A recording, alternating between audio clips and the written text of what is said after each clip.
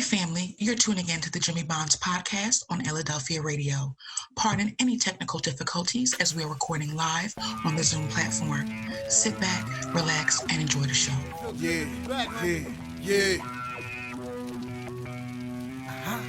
Jimmy.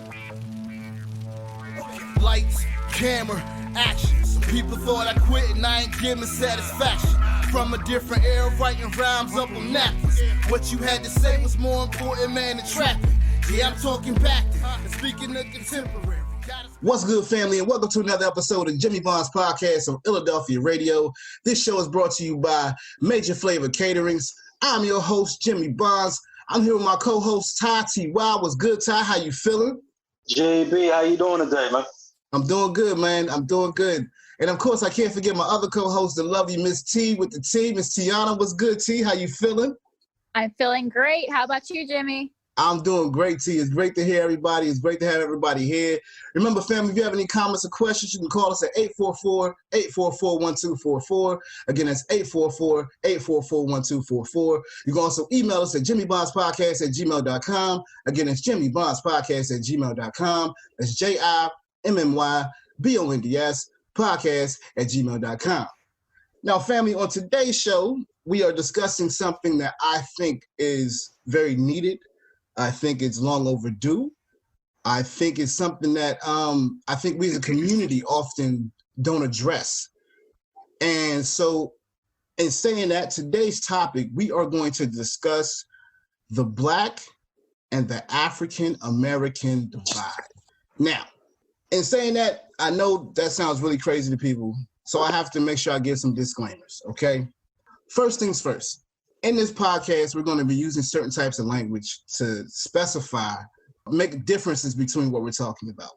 Because a lot of times people they misconstrue what we're really talking about. So, for example, when I refer to Black Americans, I'm talking about people who were born here and their parents were born here and the parents before them were born. I mean, the generations that were born here. When I refer to African Americans, I'm referring more to my African brethren who have immigrated to this country and now have African American siblings, children or siblings, yes, because they could have definitely been naturalized. So I want to make sure that we specify that because a lot of times there's confusion on how we identify with each other. And in a lot of terms, people, we are very different, which is why I want to talk about this divide. So in saying that, I have been blessed to have a guest come on today. And we're actually going to have two guests come on. One will join us later on. But I have been blessed to have a guest come on today. And family, you know how I am about the horse's mouth. You know how I like to have sources that are concrete, people that have had the experiences that can really talk about it. So today I am happy to have join us on Jimmy Bonds Podcast on Illadelphia Radio, Miss Akunna. Akunna, I wanted to first, get your background, talk about, where you're from, how you grew up, that kind of thing. Get some of your experiences, growing up, what you have learned, I would say, during this time, being an African American. So I wanted to really find out from you what it was like, growing up here and having parents that were from Nigeria and having those roots from Nigeria. Yeah, go ahead and talk about that because I find it really interesting. Yeah, so hi everybody, I'm Akunna Okiri. So I'm a behavioral therapist currently in the Lancaster area. My family is Nigerian. My parents are first generation here in America. My father immigrated here in the 1970s for college, and my mom immigrated here in the 70s as well for high school. I grew up in the Montgomery County area, specifically Limerick, Pennsylvania, very suburban, very not cultural in a way, just very, very white.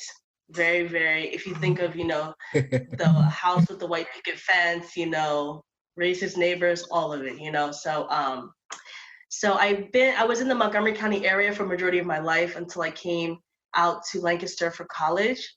I went to Millersville University, which was also in a very white suburban area, but actually more culturally diverse than I'm used to.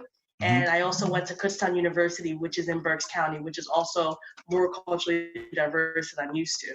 Yes. Yes. So my experience in Montgomery County was, very, very just not cultural at all. I had a lot of, white friends. A lot of my friends were white and Black. Our family lived in the suburbs where a lot of our other families that we knew lived in like the DC metro area. They lived in Philadelphia, they lived in Boston, they lived in New York. So we really didn't live close to our cousins who resided in other areas of the country. So we really didn't grow up around other like Nigerian family members unless we went to visit. So for us, it's very interesting to have that connection with them because we all sound different. We're all from different cities. So my cousins that are from New York have the twang. My cousins that are from Seattle, have that West Coast accent. We're from Pennsylvania. So a lot of our cultural group that resides in Philly, when we did start to, immerse ourselves in the culture, they look at me like, so like, do you speak Igbo, which is like the region of Nigeria that my family's from. That's the language that's typically spoken. So They hear me and they're like, so like, do you speak Igbo? Do you understand it? Like, why do you sound like, you lived in California your whole life type of thing. So there was a lot of microaggressions within like the Nigerian community as well. Yeah. So I think when people think about discrimination, they don't think about microaggressions within your own culture group as well, which is what we'll get into. So that's a little bit for me. And I find that really interesting. That that's the reason why I wanted to do this podcast, was because I felt like people don't talk about those microaggressions within your own culture, within your own within being, I guess, identified from a European standard as part of the Black community, you know what I'm saying? Part of the Black American community as well. Like I always find it super interesting about how you guys, navigate those complexities. You know what I mean? Navigate those things that make it hard often to try to figure out where you fit in. You know what I mean? Yes. Sometimes you gotta take it for what it is. I think it makes up who you are in the end, of course. You know what I mean? I think it makes you more well-rounded. You know what I mean? As far as existing here in America. Right. But I just know that there are challenges that are involved with that. You know what I mean? As far as like how it was for you growing up. Before I ask my next question, you know what I mean? I wanted to make sure the team got in and asked any questions they had for you. Ty, you got any questions for her? Yes. What is the Nigerian view, brothers and sisters over here in America? How do they view us?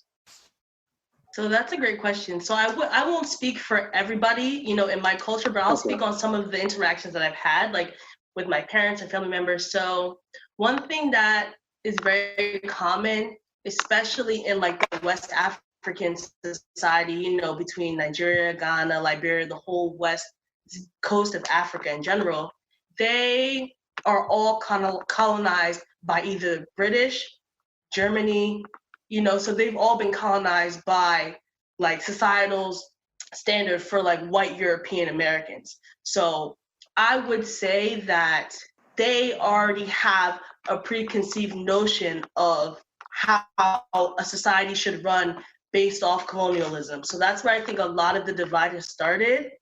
And the viewpoint of America is that like, okay, America is a promised land, America, we can do this, America, we can do that.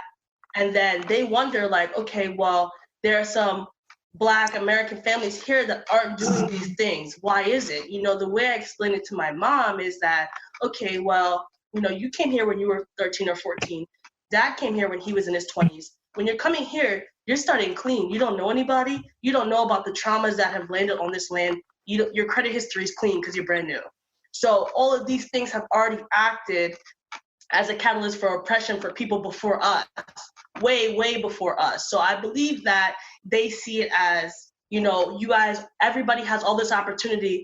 Why not jump in and do what we're doing? Do what we're doing and doing this like we are, but everybody's path is different. Yeah. I'm like thinking now. Wow. See, you got any questions? I know T got 2 questions for her. I'm just thinking about the whole thing she just said. Like, it makes sense though. It makes sense. But do you feel that when they like do come over and they see like it's not that easy, they can kind of like not have this, like, can they understand? Because we're not born with a clear credit history. Let's just be honest. Exactly. Exactly. And I think it's very difficult because people have to want to see both perspectives. Yes. For me, I know, like I said, I know a plethora of people, from you to my friends that are also African, that have, a wide variety of views. But for me, it's like, you have to look at the facts. And the facts are is like, Black Americans are here, but a lot of people are reluctant to take those next steps because of all the trauma in their history. A lot of people just want to stay with the status quo because it's safe, because they don't want to go into $100,000 worth of debt to be a doctor. They don't want to do that. But for us, if we're coming from Nigeria, to us, it's like, I want to be a doctor because I want to do this. I want to be a doctor. Yeah. That's the only thing on your mind.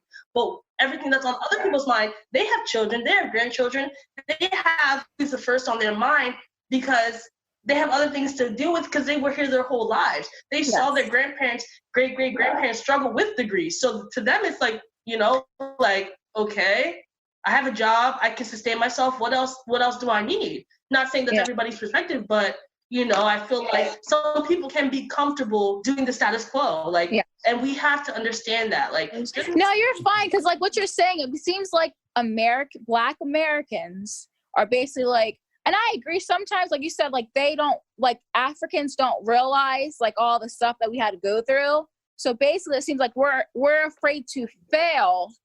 Like we go in with a hesitant outlook of it. Like, but if I do this, this might happen. Or if I do this, that might happen. To where some people that come over are just like, I'm getting it done.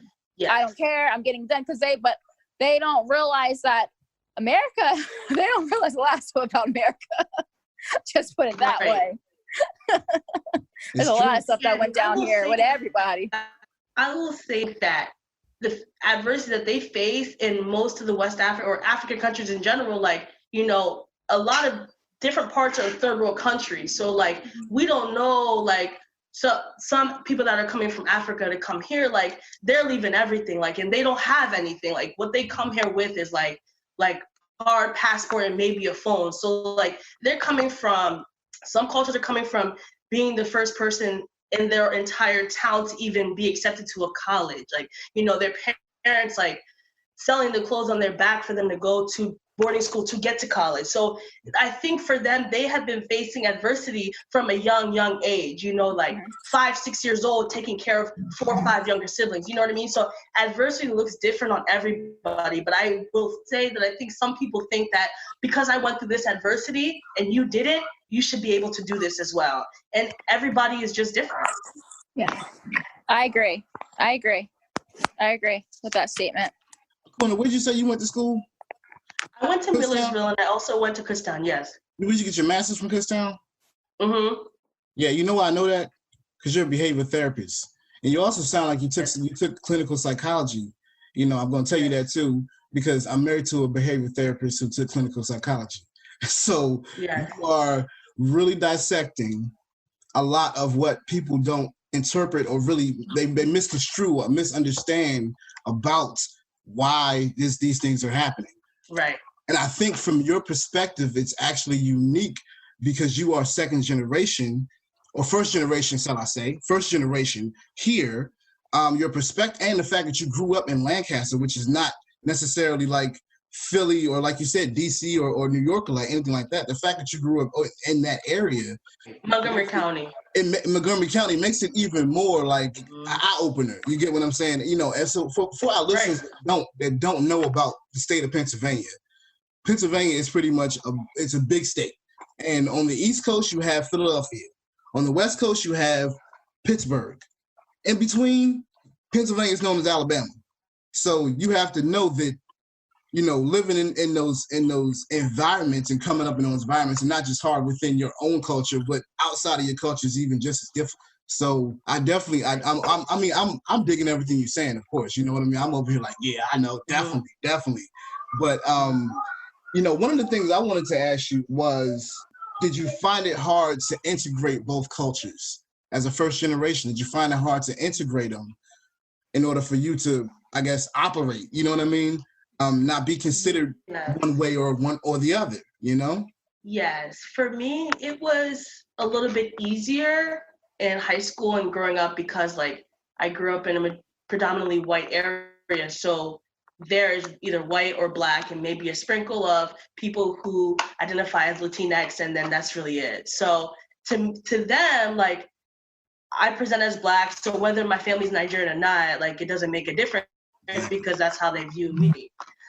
It was difficult because a lot of people didn't understand what nuclear family looks like in Nigeria versus like any African culture versus American culture. Because when I was growing up, my friends would want to come and sleep over, blah, blah, and I'm like, I don't have the space. Like my grandmother lives with us. They're like, your grandmother lives with you? Like, what do you mean? Like, I'm like, my grandmother lives with us. Like, she's our caregiver, They're like, oh, well, does she work? Does she drive? I'm like, no, she's never worked. She's never driven. She doesn't speak English. They're like, well, like, yeah. You know what I mean? So things like that, but I never really had a problem. I think because, and if I were to have an issue, I think people would be a little bit reluctant to speak on their full perspective because like, I'm always right back with it. Like, so, okay, so let's discuss. And they're like, wait, So I never had any issues ever. I did go to an HBCU for 1 year, Delaware State University. It was a little difficult for me there because that was the first time I was fully immersed in Black culture. And I was like, so, okay, like this is what we're doing. This is nice. This is cool. Like all the music that they're listening to. I'm like, okay, who's this? They're like, you don't know who this is? I'm like, no. They're like, it's Migos. I was like, oh, okay. Oh, you know what I mean? So for me, I took it with the full spoon. I was ready to take it all in. I mean, I'm glad I spent the year there. I did transfer because a lot of the programs losing accreditation, but I would have loved to stay there. I still have good friends that are still there in that area. So it was a great experience. I mean, I would say that I've never faced a lot of like discrimination outwardly. But I mean, growing up, it was breezy, my family, we all like did different sports and stuff like that. So they knew our family because like we're all very athletic, very good in school. So like they knew that about us. So like, stereotypical Black family, everybody's good at sports. Like, oh, are you so-and-so sister, So, yeah. That's dope, man. That's dope. I mean, I think that's just, you got to take it how it comes, as they say, and you got to be able to be able to navigate those things. You said something that was really, I put a star next to it because on the show, we're always talking about HBCUs. And you talked about just how, the experience was an eye-opener. You know what I mean? Just how you had to immerse yourself into the culture. I would definitely, do you think that now more people are more accepting of African cultures than what they were, say, maybe 10 years ago? I would say that people are accepting of selective pieces of the culture that they're exposed to. So I would say that I think people would, fully dive in and immerse themselves in African cultures if they felt more welcome to do so.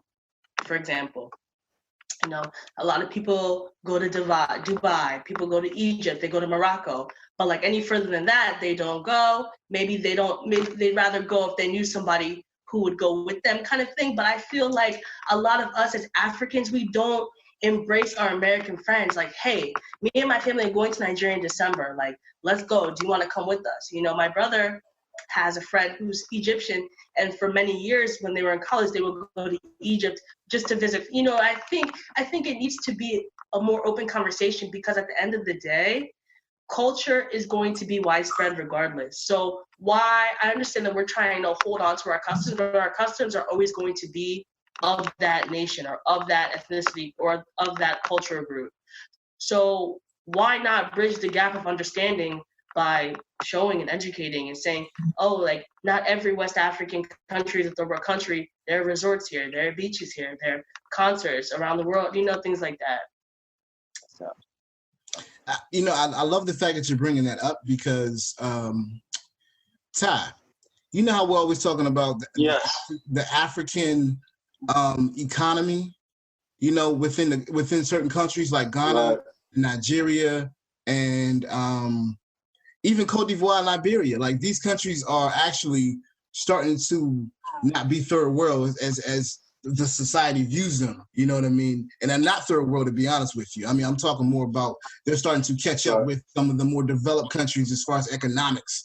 They have oil, they have resources, they have, their schooling is definitely up to par with everybody else's. I can't even tell you how many Nigerians I know that are super, super, super smart, and they become doctors even before they leave Nigeria. They just come over here to make sure they become doctors in America. You know what I mean? So I specify all of that because when you think about to the divide itself, as we're talking about, I think the misconception is that, to be honest, we were all colonized. We were all had overseers. We were all oppressed in some kind of manner. We were all had our freedoms stripped from us, whether it was freedoms from, just living our everyday life, or your freedoms from your own natural land that you live on. You know what I mean? I think people just have to know that we do have similar paths. We do. We have very similar paths. But I think a lot of times media and society and what is perpetuated through media often dictates how we view people. That's really what it is. It dictates how we view people. So if I'm watching Nigerian movies, I might think all Nigerians are just this way. You get what I mean? And if I'm watching hood movies, I might think all Black Americans are this way. You know what I mean? So you have to understand that it's not just one of those things where it's like we just don't understand each other. There's been a time period where these things have been instituted. You know what I mean? And I think the divide was actually orchestrated on purpose. And I think that for us, we have to find a way to continue to make that divide not exist. But I tell you what we're going to do, fam. We're going to take a quick break. And when we come back, we're going to definitely talk to Akunna more about her experiences and, her ideals. I love her philosophy. It's very progressive. And yeah, man, and I definitely want to get everybody's insight, some more input on it, because it's a broad topic and there's so many layers to it that I definitely think we have to discuss. So, family, we're going to take a quick break. We'll be right back. Hey, this is Michael from Abu Dhabi. Listen to Jimmy Bond's podcast on Illadelphia Radio. Welcome back to the Jimmy Bond's podcast on Illadelphia Radio. We thank you for listening. Remember, family, you can call us at 844-844-1244. Again, it's 844-844-1244. You can also email us at jimmybondspodcast@gmail.com. Again, it's jimmybondspodcast@gmail.com. That's JIMMYBONDS podcast@gmail.com. And welcome back to Jimmy Bond's podcast on Illadelphia Radio. Now, family, we are starting the second segment. On the first segment, we were talking about the Black and the African American divide. And I was lucky enough to have, or blessed enough, shall I say, to have Miss Akunna on here, breaking down exactly her experiences and what it is she has experienced growing up, living in the Pennsylvania area. And on this segment, I am happy to have join us my boy Seun. And Seun is a native of Ghana. He came to this country when he was 3, and he's been here ever since.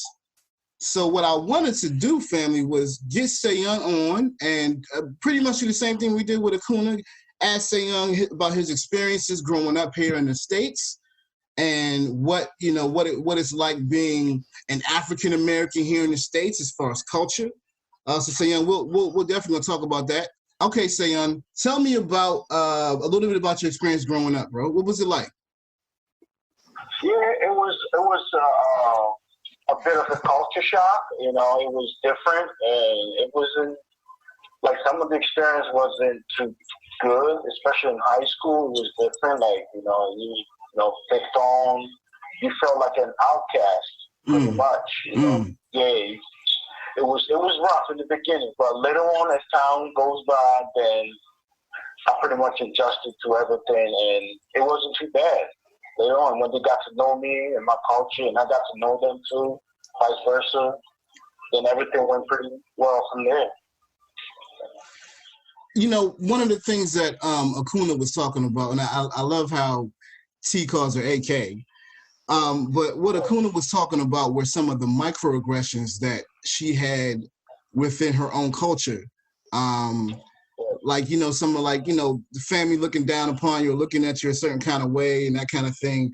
Did you have any experiences like that? Yeah, from the African background, you know, parents, family members, they expect a lot from you. It's up to you to just, like, work hard a lot to come to your stuff, you know? Yeah. You know, one of the things I see that you and Akunna talked about was I hear a lot about responsibility. That's something that stands out within your culture, is that you have a responsibility to do certain things. And I'm not saying it's not like that in the Black culture. I'm not saying that at all. Right. But what I'm saying more in depth is that it is, I guess, I love to use this word, it is embedded in your culture that, you know, the responsibility you have for your ancestors and going forward. You know what I mean? What do you feel about that? What do you feel about the responsibility? Because you talked about like how much your parents demanded from you. What do you feel about that responsibility? I'm sorry, I can't really hear you. Say that again. I was talking about responsibility. What do you feel about the demand your family will put on you to have the responsibility to, you know, do good in school and succeed, you know, here in the States? What do you feel about that? Was that challenging? Yeah, it was challenging. But I feel like it's a requirement in order to succeed in this life we live. You know, it's necessary steps you have to take in order to progress. You know. Yeah. And like you said, it was a challenge. You know, but I'm kind of glad I had to go to that because it made me a better person. Yeah. Yeah. It wasn't. Yeah. And it's always been instilled in us as a kid to always be prepared to face that challenge. Yeah. Be prepared for the challenge. Right. Be prepared for the challenge. Always be prepared for the challenge. Always. Do you and I'm gonna ask you this too, Akunna. In your culture, right. I'm gonna ask you first, Seun, and then I'm gonna ask Akunna. In your culture, do you have any rites of passage, should I say, that you go through that prepares you for the next stages in life? Yeah, we do, kind of, but mostly spawned from our parents, pretty much. Like I said, the preparation, right from childhood. You know, you have to go through all that, all the stages. You know? Okay. And also adapt to life situations. Through life situations. Yeah. Akunna, how do you feel about it? I would agree. I would say that a lot of the lessons or the different trials and tribulations that your parents put you through are more so like learning lessons. So, you know, your parents always tell you, like, you know, you make sure you get good grades, make sure you do this, make sure you do that. It's embedded in you, as you said. So a lot of times that's the kind of mind frame that you keep doing everything, you know, very steadfast, you know, you want to go and achieve your goals. And it's just like something that is just expected. Not everybody is the same, of course, but I mean, even like in the kitchen and your mom is cooking, you know, Mom always said, oh, make sure you're watching me when I'm cooking. One day you're going to be making this stuff, you know. Make sure you're watching me how I'm cleaning. One day you're going to be cleaning this way. Like, watch me how I'm taking care of your baby brother. Soon you're going to be taking care of kids for yourself. Things like that. So now that I look back, I see all the different lessons that were just ingrained in like day-to-day life. Right. Ty, you had a question. I wanted to make sure you got that question in before I ask something else. Yes, well, the question can be directed to both guests. I'm big on history and researching history.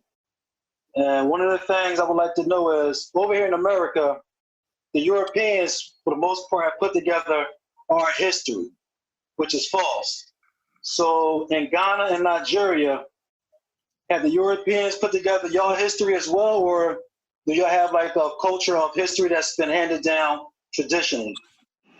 Akunna, you first, Akunna, go ahead. Okay, so I mean, in Nigeria, there was a Nigerian Civil War in the 1960s. So Nigeria got independence in 1960, even 1960. You're right, 1960. October of 1960. Yep. Yeah.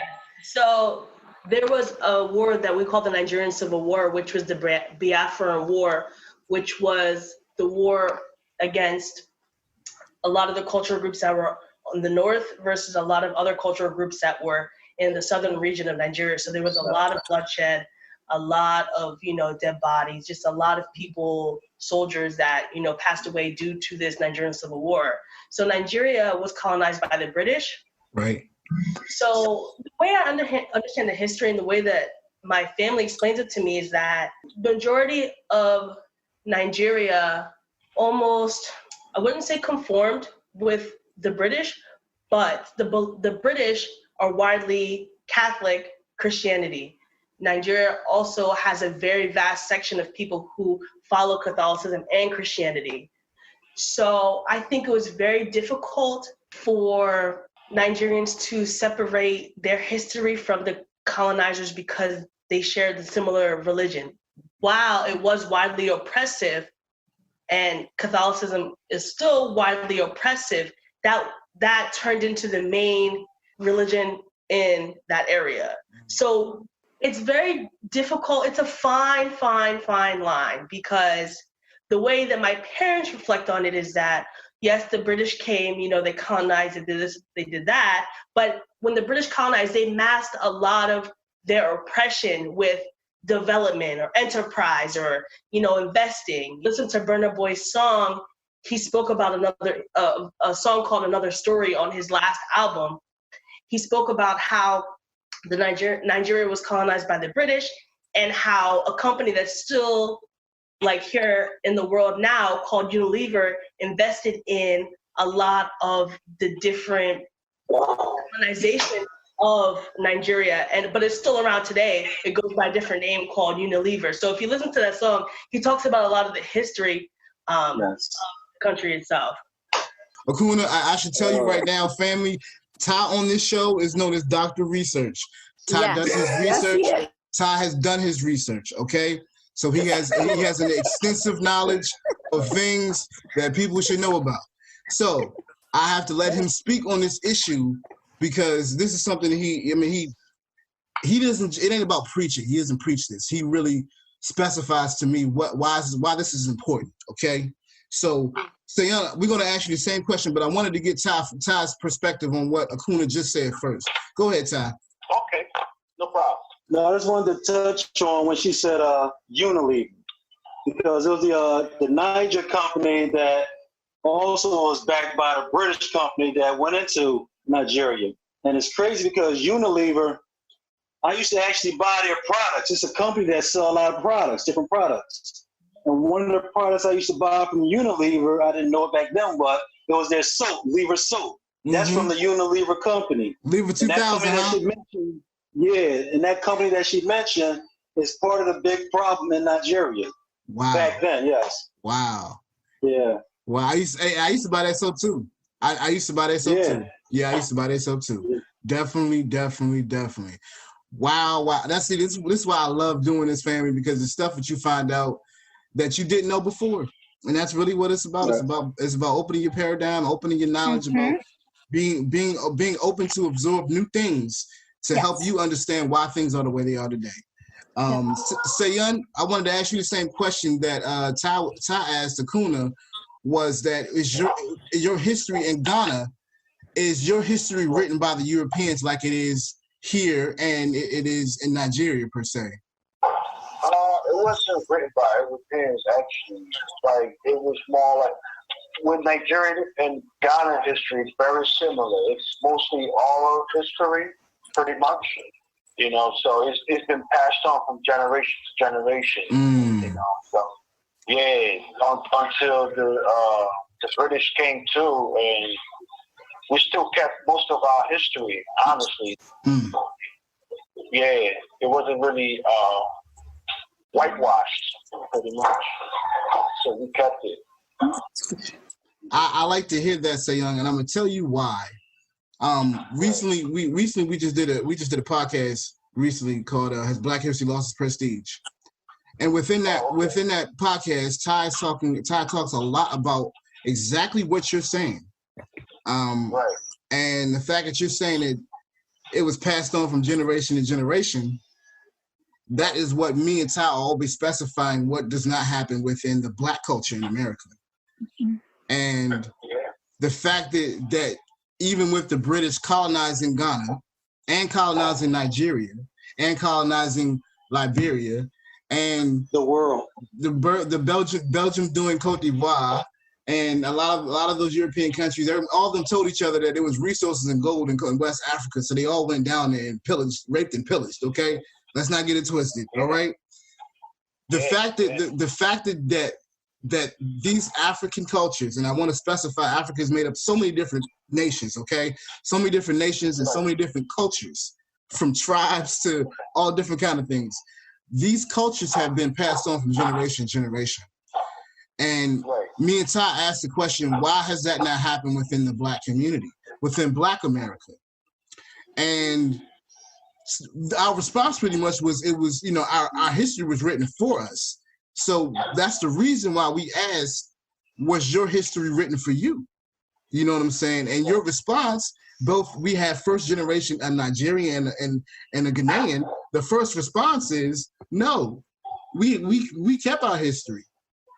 So you have to look at that family as something as to, okay, well, they did that. Why can't we do that? You know, what is it upon us? What is it upon us that stops us from retaining those things that keep us from going? Akunna, what is it, Akunna? Go ahead. Akunna, raise your hand. What is it, Akunna?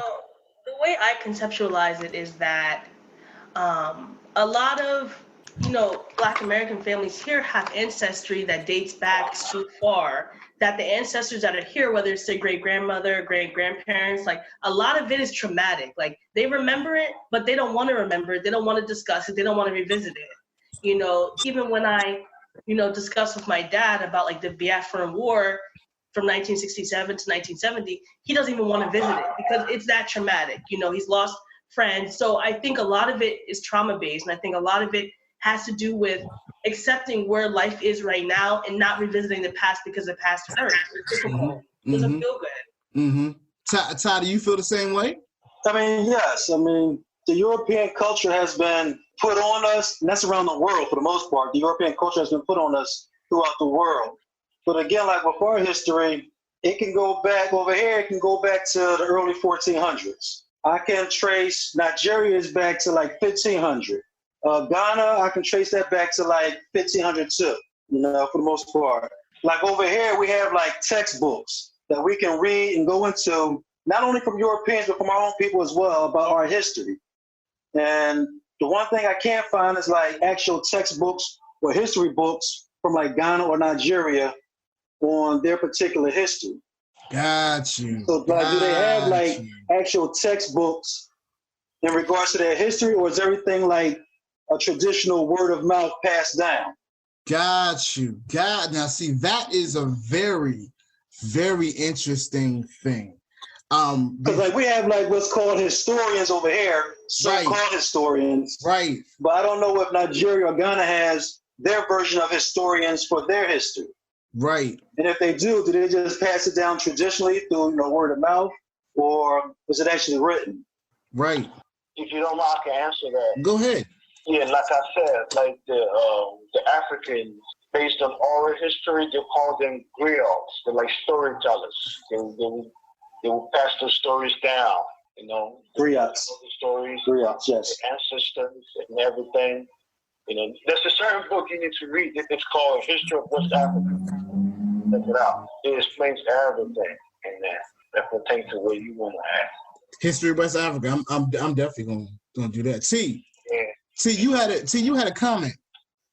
Yeah, well, it was a while back. But do you feel, because like how she said like Akunna and Seun. I want to make sure I said it right. Yes, Sorry. Seun. You know how they said like it's embedded in you, like back in the day. Do you feel like Black Americans The reason why we can't, because sometimes we just don't want to listen, and that's why we can't have everything passed down to us, because we don't want to listen and we don't want to actually go and say, oh, this happened. That's what I feel personally.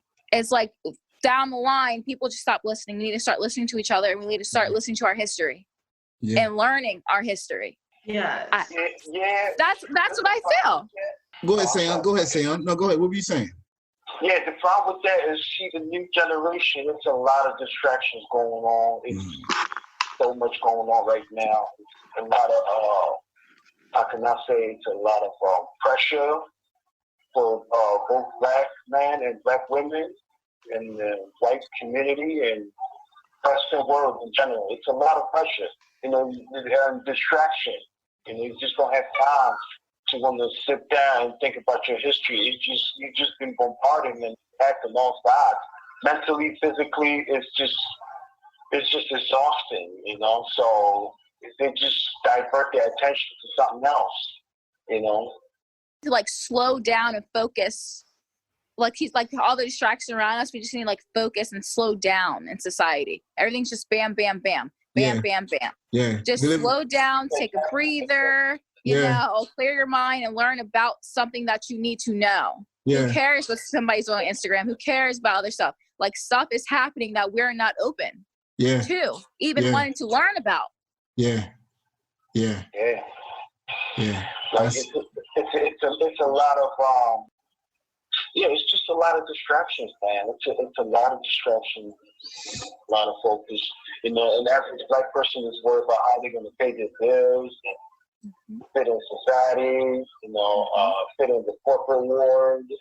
It's so much. You don't have time to think about stuff like that. And everything is moving fast-paced. Everything is so fast-paced. It is. Like time. You're trying to figure out how you're going to catch up. Don't stand still. Exactly. You just want to catch up. Yeah. We on survival mode right now. Pretty much. I mean, and that's... And then... I'm sorry. Go ahead, Seun. I'm sorry. No, go ahead. And then being in survival mode, just like Akunna said, lose track of what we're supposed to be learning as an individual. So, That's a great point that you make, man. That we are in survival mode. A lot of people. I mean, look, Black Americans and African Americans, we're all in survival mode right now. And I'm gonna be honest, it has a lot has nothing to do with the pandemic. I can't even say that it's just the pandemic. I think we've been in survival mode for a long time. For a long time. And I was going to tell you another thing too. Our history is your history. Nigerian history is your history too. Y'all came directly from us, So it's up to you to just do the research. That's it, pretty much. That's it, and I'm gonna ask you. I'm saying I have to ask you a question about that in the second segment or the third segment because looking back and evaluating what we're talking about, there are a lot of complexities, a lot of intricate details, a lot of things as to why we have a miscommunication or divide between our cultures. I think that this opening this discussion is vital for us to begin to start looking at solutions. I think at this point we're at a point where we can say, okay, these things happen. This is why kind of these things happen, and we have to start realizing that we can take it to a different place collectively. Seun, now you said that we come from Africa. We're descendants from Africa, and that is also why I think this is important to have this conversation. Right. So, family, I tell you what we're going to do. We're going to take a quick break. And when we come back, we're going to do the third segment. We're going to have the third segment is going to be great because I'm going to have some great questions to ask our guests. But, family, this is important because this conversation sometimes is not talked about because it makes people uncomfortable. At Jimmy Bond's Podcast and Illadelphia Radio, all we want to do is make you uncomfortable. Because if you're not uncomfortable, you won't make changes. Okay? If sometimes you don't like what I say, you don't like how I feel, or you might not agree with what Ty's saying, you might not agree with what T says. But the point of the matter is, we want to challenge all of the norms that you live by. Because what Akunna said and what Seun is saying is that we're in a position of we're in survival mode. When I think about that, I always say, well, why are we in survival mode? There are more Black people on this planet than what you ever imagine. Okay? So why are we struggling as Black people, African people? Why are we struggling to survive if we have such a plethora or such a large, vast amount of us? We don't have to survive no more. We should be existing, period. And we shouldn't have asked no favors from nobody, period. The amount of money we have, the amount of money both cultures have. There's money in African culture, there's money in Black culture. Don't get me started. There should be no reason, family, as why this divide is in. Listen, we're going to take a quick break. We'll be right back. Hey, this is Megan from Abu Dhabi. Listen to Jimmy Bond's podcast on Illadelphia Radio. Welcome back to the Jimmy Bond's podcast on Illadelphia Radio. We thank you for listening. Remember, family, you can call us at 844-844-1244. Again, it's 844-844-1244. You can also email us at jimmybondspodcast@gmail.com. Again, it's jimmybondspodcast@gmail.com. That's JIMMYBONDS podcast@gmail.com. Welcome back to Jimmy Bond's podcast on Illadelphia Radio. Now, family, again, on this show, we are talking about the African and Black American divide. And we have two guests on today. I'm so happy to have them on. We have Mr. Akunna and Mr. Seun. Akunna is from Nigeria. Seun is from Ghana. Rather, I should say their families are from Nigeria. Akunna's family is from Nigeria, and Seun's family is from Ghana. Akunna was born here in Lancaster, in the Montgomery County area, shall I say. And Seun immigrated here when he was 3 from Ghana. So we have two first-generation African Americans on our podcast today to really give us a perspective from their experiences. Moving forward, what I wanted to do was make sure we got everybody in. So T had a question before we went to the break that she wanted to make sure she got. I said, go ahead, T. I ain't gonna interrupt you. Do your thing. I just want to know, do you guys think that we can come together and this divide stop? And if you do, how do you think we can achieve that goal? For me, like, the divide, like, isn't present. Like, even growing up, like, my parents would never really, like, outward or like discuss like the Nigerian American, like Black American divide. I just think that I would say so, but I think people need, like Jimmy was saying about people needing to be uncomfortable in order to learn. And I think that's what a lot of people are shying away from. We're willing to learn about the history, or I think people are willing to learn about the different nuances of different cultures when it's an expectation, when they have to work in a specific environment, when they have to go to school and learn in a specific class. But I don't think there's enough emphasis on wanting to really bridge that gap. You know, I always want to bridge the gap because, like I said, I have friends that are Haitian, I have friends that are American, I have friends that are Spanish.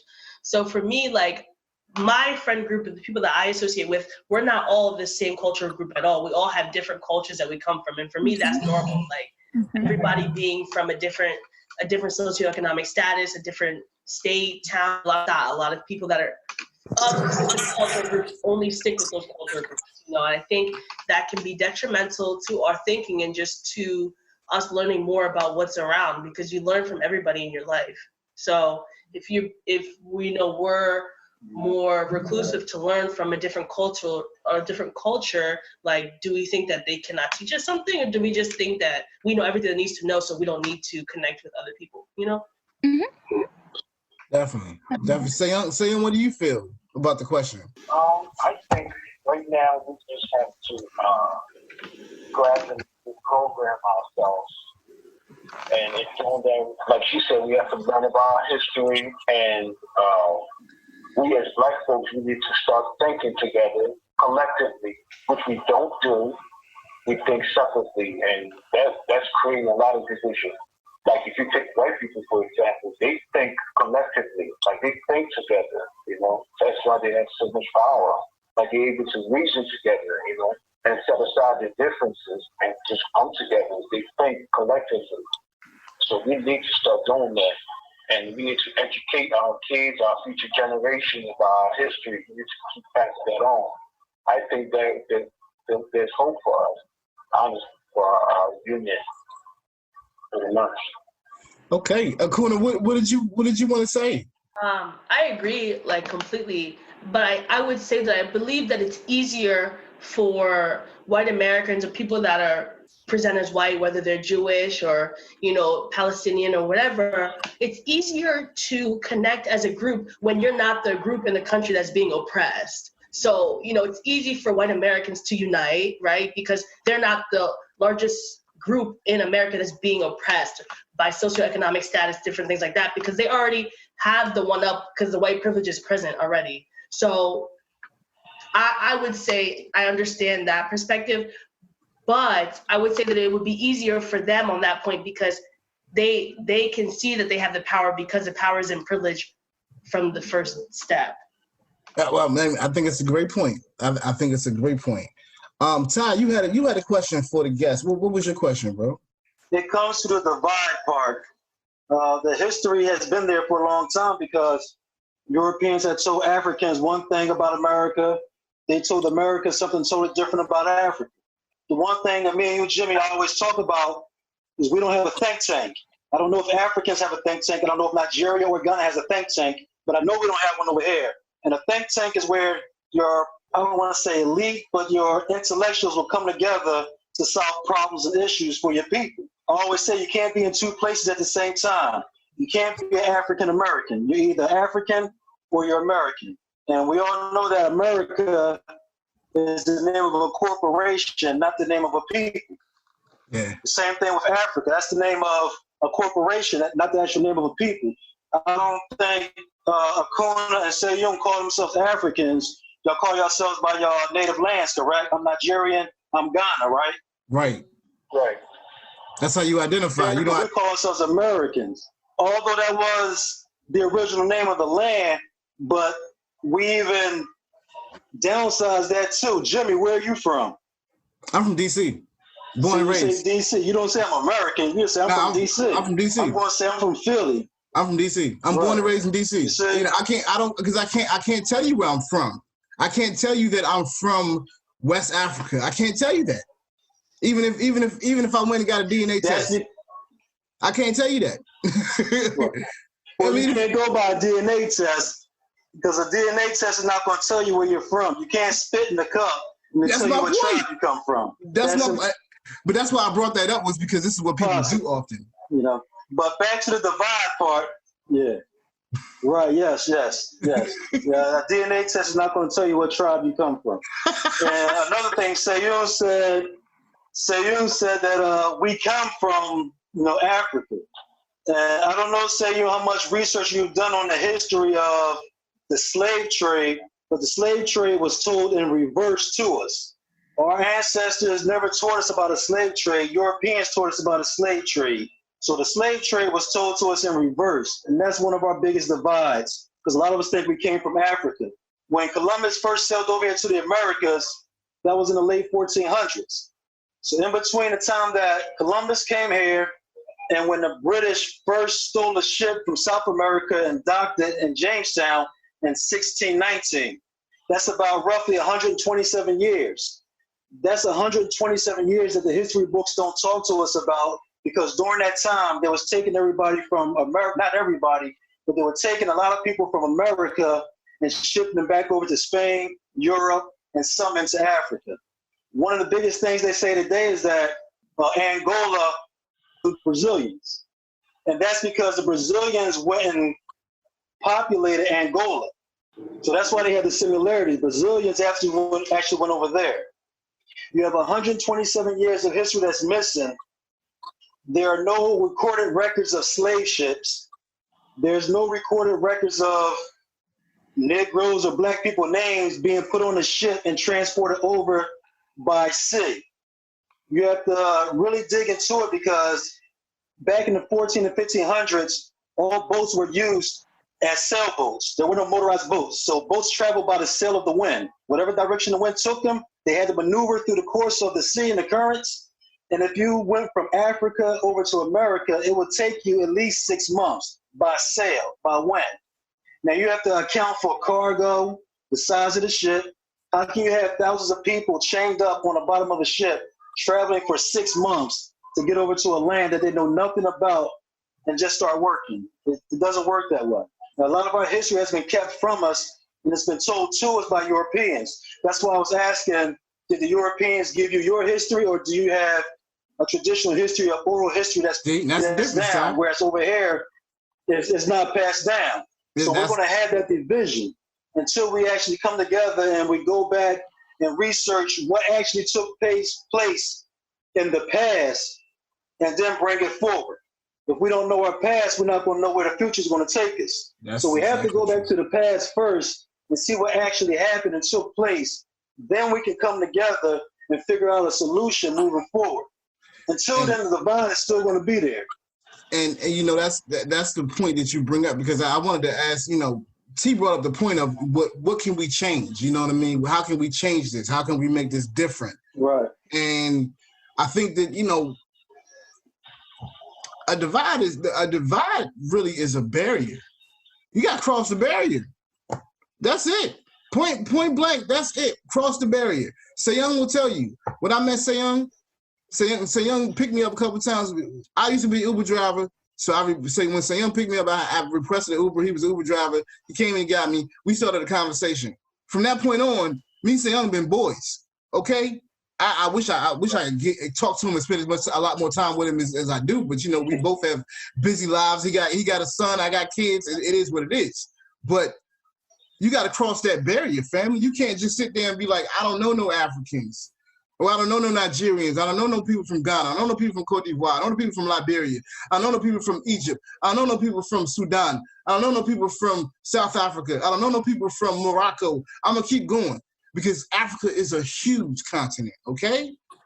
You have to cross those barriers. There are people that live in your community that you don't know that are from these countries that can teach you a wealth of knowledge about what it is and why you are the way you are today. And I ain't just talking about like because they're from Africa. I'm talking about because they have experienced some things that you don't know.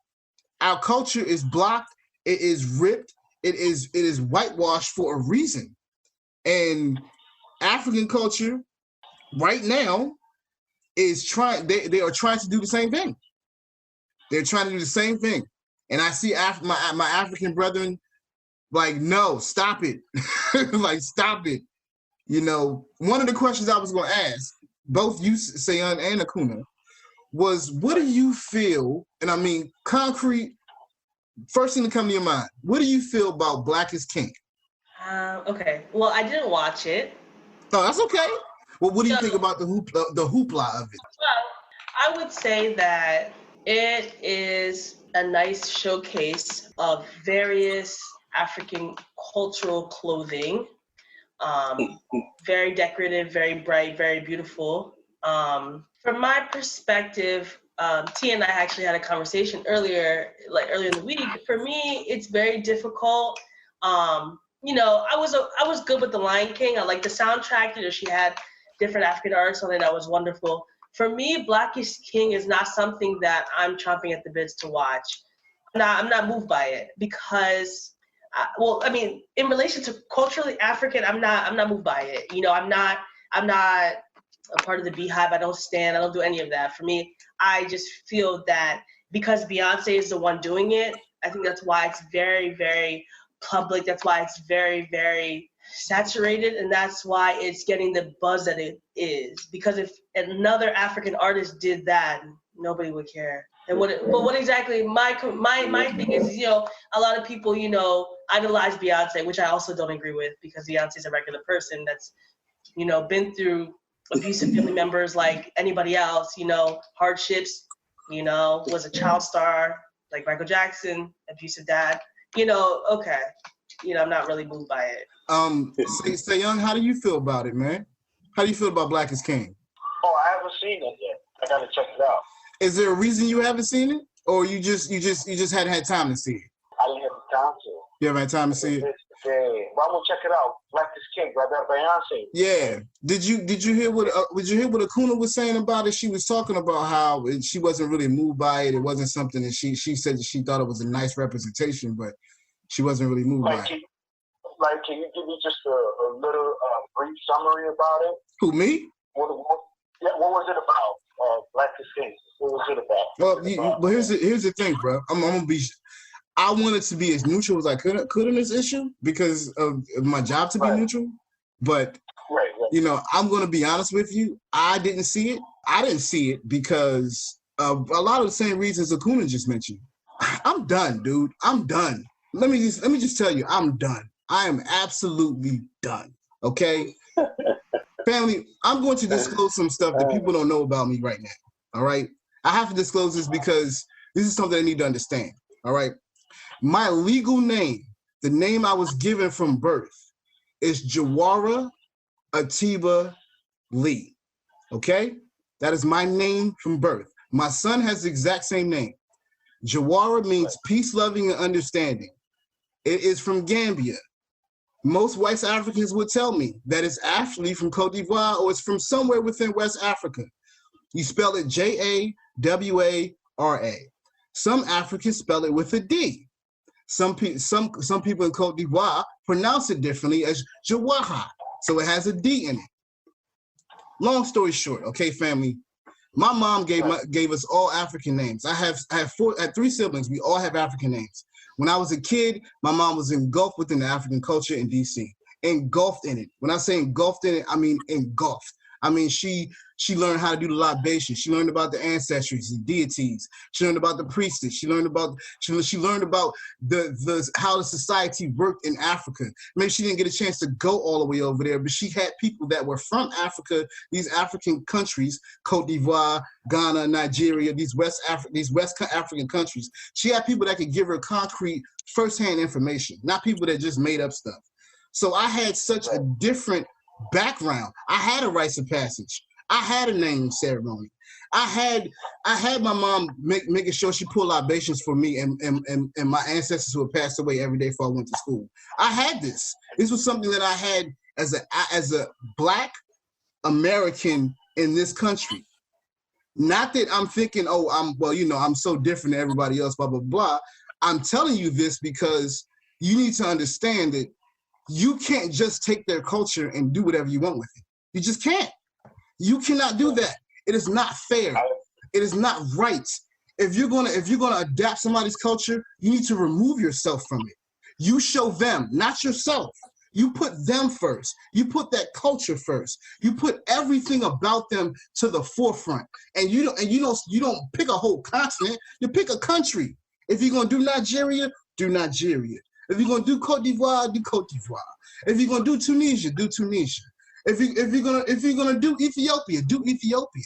But don't make Africa this one big continent that everybody thinks that Africa's a whole big continent. That is European thinking. That is European thinking. I have a Nigerian on my show and I have someone from Ghana on my show. Both of them are, when I say they're from, their families are from there. Both of them are not the same culture. They're not the same thing. Nigerians and Ghanaians are not the same people.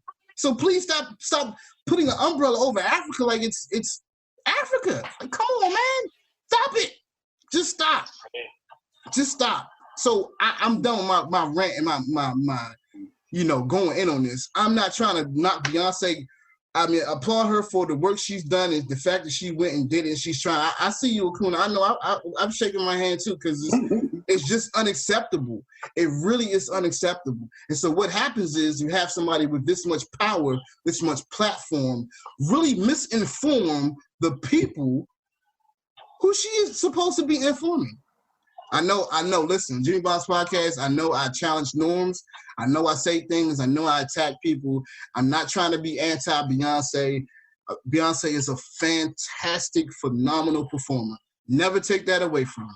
But what I'm telling you right now is if you take on a responsibility as a gatekeeper, you have to make sure that you pay the homage that you're supposed to pay. And you pay the respect you're supposed to pay. And you put them first. Africa needs if you're gonna use Africa as the platform, as the continent as a platform, then make sure you propel everybody, every single country in Africa, if that's what you're gonna do. That's my point. That's my spew. That's how I feel about it. Ty, you know I'm passionate about it. T, you know I'm passionate about it. Seun and Akunna see how I feel about it. I told you I was trying to stay neutral, but I just can't. I don't have a choice. It is not who I am.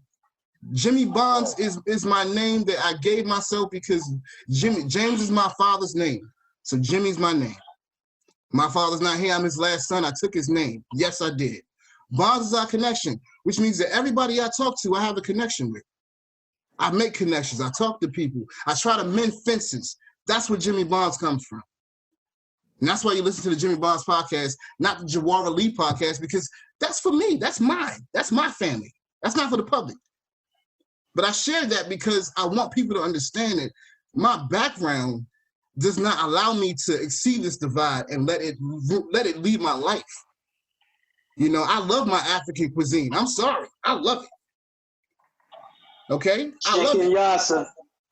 You know what I'm saying? I love it. I go right over down to Southwest to get my food at the melting pot. Let me tell you, I do not divide against anybody. I try everything. My background and the people that know me, if I didn't do that, they would frown upon me. So I'm saying this, family, and I don't mean to keep going on the tirade. I'm saying this because I just want us to be better at this thing. I want us to be more inclusive with each other. You know, if you're from Nigeria, let's open up your friend circle. Let's get you some regular Black friends. You know what I mean? Let's open that up. If you're Black, let's open up your circle. Let's go ahead and get you some friends from Ghana. Or get you some friends from Liberia, Cote d'Ivoire, Nigeria, like whatever you want to do. But we have to open up our worlds, people, so that we can get this divide and shatter it. Make it so that it don't exist. Okay? Vladimir Putin said something real recently that I want to mention to y'all before I end this show. He said that Africa is a graveyard for money for us, pretty much. That nobody should invest in Africa because Africans don't invest in Africa. Do you understand what I'm trying to tell you? This is what Vladimir Putin said. I am not for that kind of thinking. I am for investing in us as a people, us as a culture, and us as a community.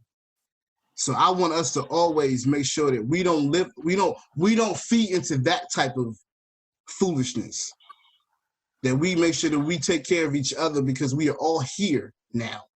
We all have to live. We all got to coexist. Seun, did you have anything you want to say before we close the show out? Nah, I just want to say thank you for having me on, man. It's a great show, really. Yo, man. And I was going to say another thing too with Beyonce. Anything celebrity, it's all for profit, man. It really is.